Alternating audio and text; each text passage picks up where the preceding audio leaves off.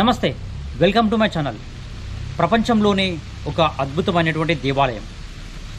ఆ దేవాలయంలో ఉండే రహస్యాలు ఇప్పటి వరకు ఏ శాస్త్రం కూడా ఇది అని చెప్పేసి నిరూపించలేనటువంటి అద్భుతమైన కళ, సౌందర్య, సంపద.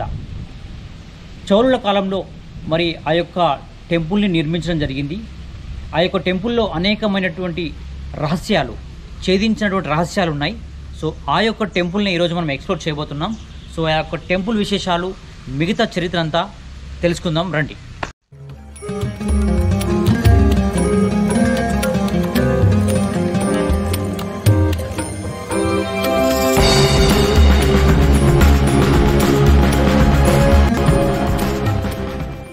మనం ఇప్పటి వరకు ఏదైనా గుడికి, ఏదైనా దేవాలయానికి వెళ్తే కేవలం మనకు అక్కడ ఒక గర్భగుడి మాత్రమే మనకు కనిపిస్తుంది.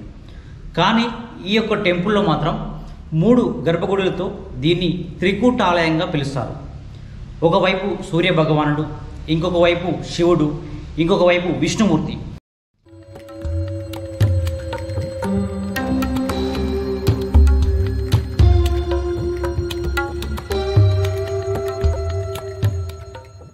ముఖ్యంగా ఈ యొక్క టెంపుల్లో మనకు ఛాయా సోమేశ్వరుడు భక్తులకు మరి తమ కోరుకున్న కోరికలన్నింటినీ సఫలం చేసే ఒక దేవుడు ఛాయా సోమేశ్వరుడు. ఆ ఛాయా సోమేశ్వరుడు యొక్క ఛాయ యొక్క రహస్యం ఏంటో మనం ఈ యొక్క టెంపుల్లో ఒకసారి తెలుసుకునే ప్రయత్నం చేద్దాం.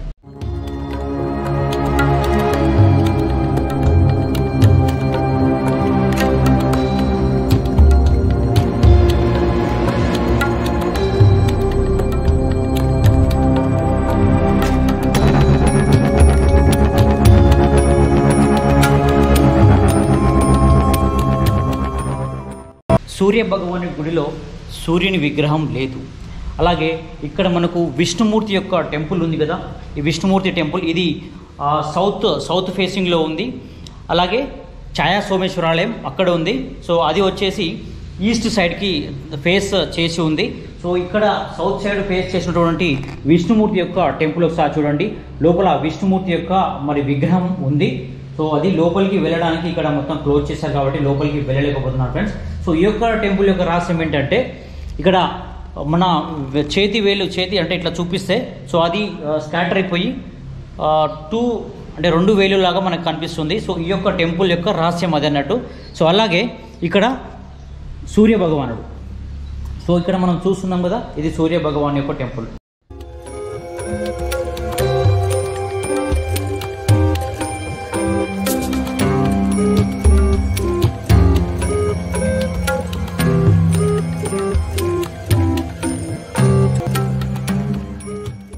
భౌతిక శాస్త్రానికి మరి సవాల్గా మారినటువంటి ఈ యొక్క నీడ వెనుక రహస్యం ఏంటంటే షాడో.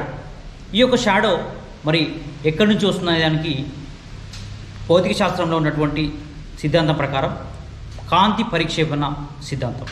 ఈ యొక్క కాంతి పరిక్షేపణ ఏంటంటే, సూర్యకాంతిలో అంటే పొద్దు నుంచి సాయంత్రం వరకు సూర్యుని వెలుగు ఉంటుంది కాబట్టి మరి ఆ వెలుతురులో ఇక్కడ ఉన్నటువంటి స్తంభాలు, ఏవైతే స్తంభాలు ఉన్నాయో 8 స్తంభాలు ఉంటాయి.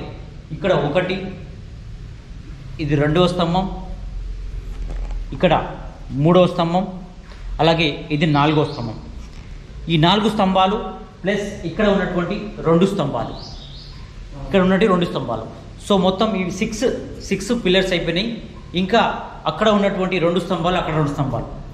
సో ఈ విధంగా 8 స్తంభాలు కలిసి మరి ఏ స్తంభానికి కూడా కంప్లీట్గా ఆ స్తంభాన్ని చెప్పకుండా ఈ 8 స్తంభాల యొక్క కాంతి పరిక్షేపణం చెంది ఆ యొక్క గర్భగుడి వెనకాల పరిక్షేపణం చెందుతుందని చెప్పేసి భౌతిక శాస్త్రం ప్రకారం, కాంతి పరిక్షేపణ సిద్ధాంతం ప్రకారం చెప్పబడుతుంది. కానీ అది పూర్తిగా మరి నిర్ధారించలేక కూడా పోయారు. సో ఈ యొక్క మిస్టరీ అనేది మనకు తెలిసినంతలో మనం చెప్పాం ఫ్రెండ్స్. సో ఇంకా ఏదైనా అద్భుతమైనటువంటి చరిత్ర ఉంటే ఉండొచ్చు. సో మనకు తెలిసినంత మాత్రం ఇది చాలా అద్భుతమైనటువంటి టెంపుల్ ఇది. సో మరొకసారి మళ్ళీ చూపిస్తాను, ఒకసారి క్లియర్గా చూసుకోవచ్చు. ఇప్పుడు ఇక్కడ పిల్లర్స్, మెయిన్ పిల్లర్స్ కనిపిస్తున్నాయి కదా, గర్భగుడి పక్కన 2 పిల్లర్స్. సో మధ్యలో ఈ పిల్లర్ పక్కన లోపల కనిపిస్తూ ఉంది. సో ఈ యొక్క కాంతి మనం ఇప్పుడు ఏదైతే మరి మిస్టరీగా ఉన్నటువంటి కాంతి ఉందో అదే కాంతి. ఇది ఒక టెంపుల్ ఈస్ట్ సైడ్ మరి ముఖం చేసి ఉంది. సో ఈస్ట్ సైడ్ ముఖం చేసి ఉన్నందున ఈ యొక్క కాంతి పరిక్షేపణ సిద్ధాంతంతో కాంతి లోపలికి ప్రసరిస్తుంది.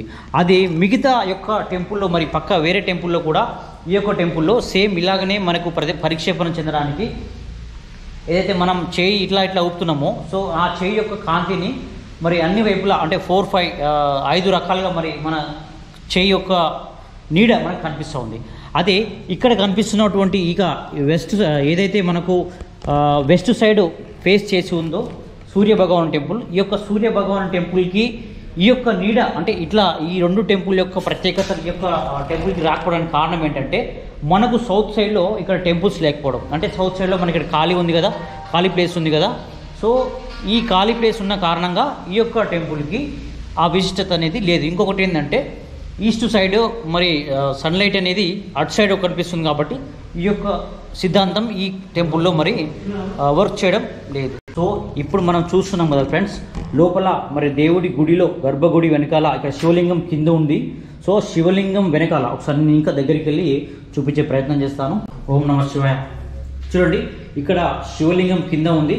సో శివలింగం వెనకాల ఈ యొక్క నీడ కనిపిస్తూ ఉంది కదా, ఒక స్తంభం లాంటి నీడ. సో ఈ యొక్క స్తంభం లాంటి నీడ మనకు ఏ స్తంభం నుంచి వస్తుందనేది నిజానికి మనం కనుక్కోలేకపోతాం. ఎందుకంటే ఒక స్తంభం ఏదైనా స్తంభం అంటే ఈ స్తంభం ప్రజెంట్ ఈ యొక్క స్తంభం అనుకొని మనం ఇక్కడ చేయి పెడితే మరి మన నీడ మనం అక్కడ కనిపించాలి కదా. సో అలా కనిపించదు. అలాగే ఇక్కడ పక్కన ఉంది, దీనిపైన మనం చేయి పెట్టినట్లయితే చూడండి అక్కడ నీడ కనిపించాలి కదా, కనిపించదు. ఇక్కడ మనకు ఒక శిల పైన ఆ కాలం నాటి యొక్క నిర్మాణం ఒకటి ఉంది. అంటే ఆ కాలంలో ఉన్నటువంటి పరిస్థితులను ఈ యొక్క ఫిగర్ ఈ యొక్క ఇమేజ్ తెలియజేస్తుంది. సో ఏంటంటే ఒక వీరుడు అంటే ఒక సైనికుడిలాగా ఉన్నాడు. సో ఆయన చేతిలో ఒక వైపు బాణం ఉంది. అంటే బాణం ఇది చూడండి, ఇది బాణము. ఇంకొక చేతిలో ఇక్కడ కత్తి ఉంది. సో ఈ కత్తితోటి ఇది ఒక జంతువు రూపంలో ఉంది. సో ఈ యొక్క జంతువు పైన ఆయన దాడి చేస్తూ ఉన్నాడు.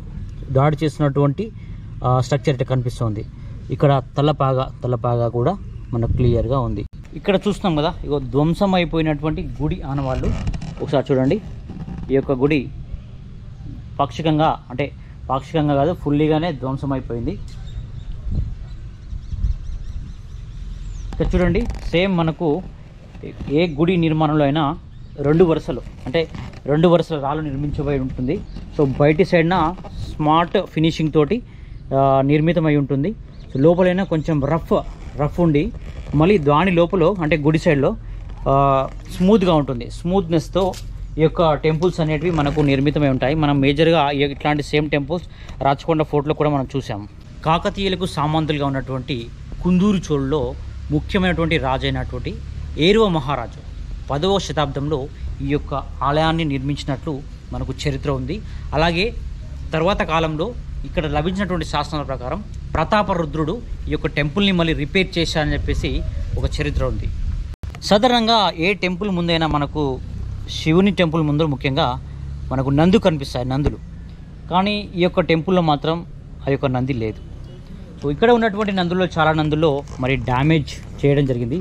సో ఈ యొక్క డ్యామేజ్ సంబంధించి మనం ఒకసారి చూసుకున్నట్లయితే ఈ యొక్క కాకతీయుల అనంతరం మరి రాజ్యాలను ఆక్రమించుకున్నటువంటి మహమ్మదీయ రాజ్యాలన్నీ మరి టెంపుల్స్ పైన విపరీతమైన దాడులు చేయడంతో ఈ యొక్క కాకతీయ రాజ్యంలో ఏ విధంగా అయితే మనకు వరంగల్ కోటలో కనిపిస్తాయో అంటే అన్ని తలలు తెగిపోయిన అలాగే కాళ్ళు విరగొట్టినటువంటి విగ్రహాలు, సో అలాంటి విగ్రహాలే మనకు ఇక్కడ సేమ్ కనిపిస్తూ ఉన్నాయి. ఒక్క నంది కూడా ఇక్కడ తల లేదు, అన్ని తలలు తెగి పడిపోయినటువంటి నందులే. చూడండి,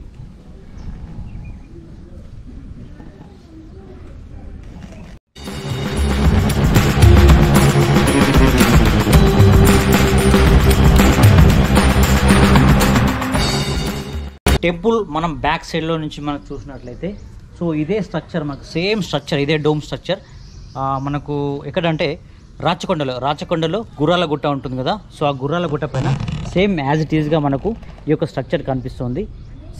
సేమ్ అండి, నేను చూసాను కదా, ఇక్కడ కూడా కొంచెం కూడా తేడా లేకుండా పైన డోమ్ సింగిల్ స్టోన్ డోమ్, అట్లాగే ఈ యొక్క స్ట్రక్చర్ ఇదంతా ఏంటంటే ద్రవిడ్ స్టైల్, అంటే సౌత్ ఇండియాలో ఉన్నటువంటి సౌత్ ఇండియాలో ఉన్నటువంటి ద్రవిడియన్ స్టైల్ అంటారు. ఈ యొక్క టెంపుల్ నల్గొండ పట్టణానికి సమీపంలోనే 3 కిలోమీటర్స్ 4 కిలో డిస్టెన్స్లో ఉంది. సో ఈ యొక్క టెంపుల్కి చేరుకోవాలనుకుంటే హైదరాబాద్ నుంచి అయితే రైలు ప్రయాణంతో డైరెక్ట్ నల్గొండకు చేరుకోవచ్చు. అలాగే హైదరాబాద్ నుంచి బస్సులో కూడా మరి నల్గొండకు డైరెక్ట్ బస్సెస్ ఉంటాయి. సో బస్సు రూట్తో రావచ్చు, ట్రైన్ రూట్తో రావచ్చు.